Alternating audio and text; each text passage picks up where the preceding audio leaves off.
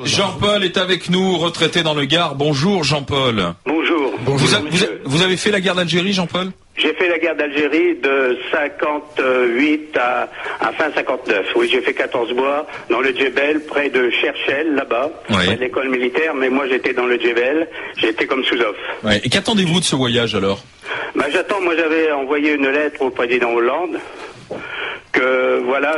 demandant véritablement qu'il mette un peu, qu'il refasse un peu la paix avec tout ça, parce que l'armée française, on était fiers d'appartenir à l'armée française. Nous étions partis là-bas pour la pacification, pour des opérations de maintien de l'ordre.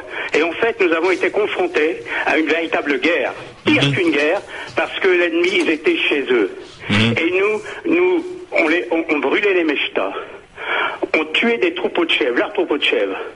On les chassait de leur maison. Moi, j'ai participé à une exécution à mort. Il n'y a pas de jugement, il n'y avait pas de jugement là-bas. Le capitaine nous a dit, allez, vous l'avez pris en zone interdite, exécution à mort devant tout le village. Donc vous parlez des atrocités de l'armée française. De l'armée française, oui. Ouais. Oui, mais ça, excusez-moi Jean-Paul, je sens que dans votre voix il y a beaucoup d'émotions, parce que je sens dans votre voix beaucoup d'émotions parce que ce sont des souvenirs, mais tout ça on l'a dit, on l'a redit, les historiens, je veux dire, il y a eu des films, il y a eu des documentaires, il y a eu des livres d'histoire, on connaît la torture, les atrocités, mais aussi de l'autre côté, les attentats. Est-ce il n'est pas temps de laisser ça? C'est qu'ils étaient chez eux. Oui, mais je suis d'accord avec vous, bien entendu. Ils étaient chez eux et d'ailleurs, on est parti. Qu'a-t-on fait en Algérie depuis 1830? Moi, j'étais à Cherchel. J'ai pris une seule permission pour aller à Alger. Alger, c'était une ville extrêmement moderne à l'époque. Et c'est là que sortait la mode, les voitures, les films et tout. Voilà.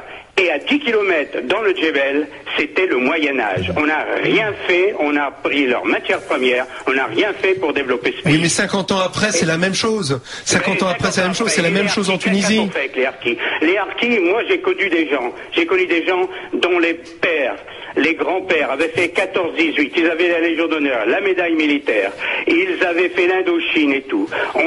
Et ceux qui sont restés là-bas, ceux qui n'ont pas eu la chance de revenir en France, on les a trucidés sur place là-bas, les résistants de là-bas, le FLN, voilà. Et ceux qu'on a rapatriés en France, on les a parqués, Jean-Paul, et actuellement, excusez-moi, on paye 50 ans après. Ce sont les petits-fils de harkis qu'on a parqués dans des... Enfin, les petits-fils, attendez. Les petits-fils ou les arrière-petits-fils, ils sont plus parqués. Là aussi, il faut passer à autre chose. Mais on les a mis dans les banlieues de ville, on les a repoussés au maximum. Mais on les a pas accueillis. Enfin, c'était il y a 60 ans. Jean-Paul, aujourd'hui, François Hollande devrait demander pardon? Pas demander pardon, mais comment dirais-je, d'un commun accord. Moi, mon plus cher désir, c'est de retourner, passer quelques jours en Algérie. Qu'est-ce qui vous en empêche? Actuellement, il faut visa. Il faut les visas, oui. C'est donc il faut des visas comme tout pays. Des relations normalisées avec l'Algérie. Il faut des relations normalisées. C'est ce qu'attend Jean-Paul, que l'on normalise les relations avec l'Algérie. Johnny. Non, mais je crois qu'il faut arrêter aussi avec ces histoires de petits-fils d'anciens combattants, ces petits-fils de machin.